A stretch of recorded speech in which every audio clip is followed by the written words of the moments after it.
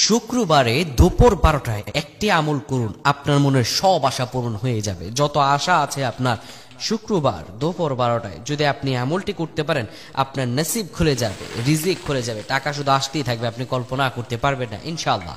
যদি শুক্রবার দুপুর 12টায় আপনি আমলটি করতে পারেন। আমাদের অনেকে ফ্রাস্ট্রেটেড হয়ে যায় যে কিভাবে কি করব, একদম অবস্থা খারাপ হয়ে যাচ্ছে।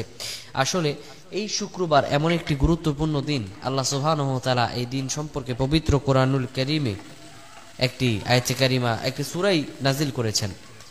আল্লাহ তাআলা পবিত্র কালামে হাকিমে আমাদেরকে জানিয়ে দিয়েছেন, ও বান্দা শোনো, তোমাদেরকে বলছি এই শুক্রবারে জুমার দিন কতটা গুরুত্বপূর্ণ।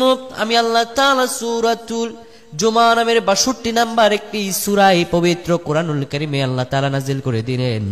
আল্লাহ তাআলা বলেন, ইয়া আইয়ুহাল্লাযীনা আমানু ইযা নুদিয়া লিস-সালাতি মিন ইয়াউমিল জুমআ ফাসআউ ইলা যিকরিল্লাহি ওয়া যারুল বাই', যালিকুম খায়রুল লাকুম ইন কুনতুম তা'লামুন। আল্লাহু আকবার।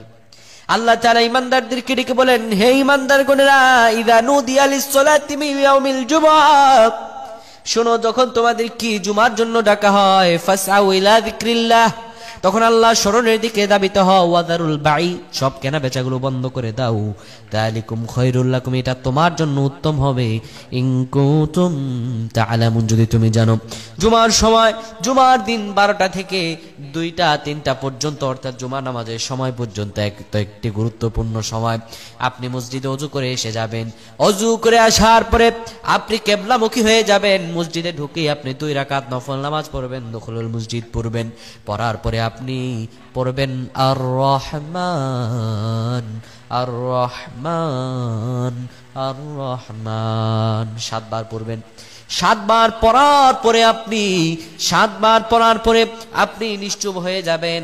এরপর আপনি 10 বার দরুদ ইব্রাহিম পাঠ করে 2টা হাত আল্লাহর দরবারে তুলে ধরবেন। আল্লাহর দরবারে 2টা হাত করো জোরে তুলে রব্বুল আলামিনের কাছে হৃদয়ের ভালোবাসা দিয়ে, হৃদয়ের মধুরে মাখিয়ে আল্লাহ তাআলার কাছে যা আপনি চাইবেন, চাইতে দেরি হবে কিন্তু আমার রব আপনাকে দিতে দেরি করবেন না। আর রহমান এটা পড়বেন 7 বার, আর দুরুদ ইব্রাহিম পড়বেন আপনি 10 বার।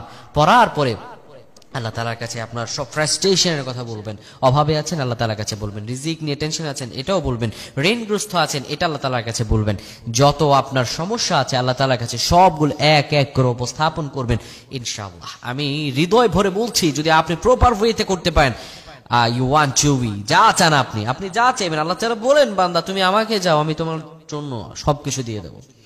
তাই হতাশ হওয়া যাবে না। আল্লাহ তাআলার কাছে কোনো বান্দা যদি হৃদয়ের ভালোবাসা দিয়ে চাইতে পারে আর আল্লাহ তাআলার কাছে মনের আশাগুলো ব্যক্ত করতে পারে, আমার মাবুদ মেহেরবান কোনোদিনও বান্দাকে হতাশ করবেন না। তাই আসুন আমরা জুমাবারে এই আমলটি করি, বেশি বেশি করি। আল্লাহ আমাদের প্রত্যেককে কবুল করুক। আমরা পড়ছি আল্লাহুম্মা আমিন।